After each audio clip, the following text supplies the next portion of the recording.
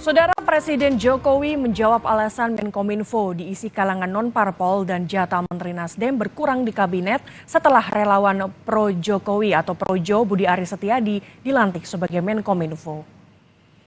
Presiden Jokowi menyebut alasan mengapa menempatkan tokoh non-parpol untuk menjabat posisi sebagai Menteri Komunikasi dan Informatika. Presiden ingin adanya percepatan dalam melakukan pekerjaan. Sebelumnya posisi Menkominfo dijabat oleh Johnny G. Plate, kader Partai Nasdem. Namun dalam perombakan kabinet kali ini, posisi Plate diberikan kepada tokoh non-parpol bukan Nasdem.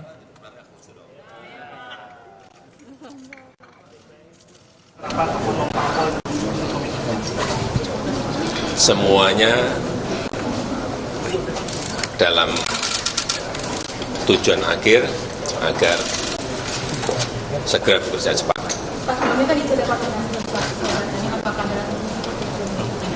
Agar segera bekerja cepat. Setelah dilantik Presiden Jokowi, Menkominfo Budi Aris Setiadi menjalani serah terima jabatan dari PLT Menkominfo Mahfud MD. Menkominfo menyatakan ia dan jajarannya optimistis mampu gerak cepat menyelesaikan masalah pasca kasus korupsi BTS 4G Kominfo yang menyeret mantan Menteri Johnny G. Plate jadi terdakwa. Budi menegaskan mental tidak boleh surut dalam penuntasan proyek percepatan transformasi digital nasional itu. Seperti tadi arahan Pak Menko, berat sekali ya tantangannya. Tapi kita harus tetap optimis dan gerak cepat.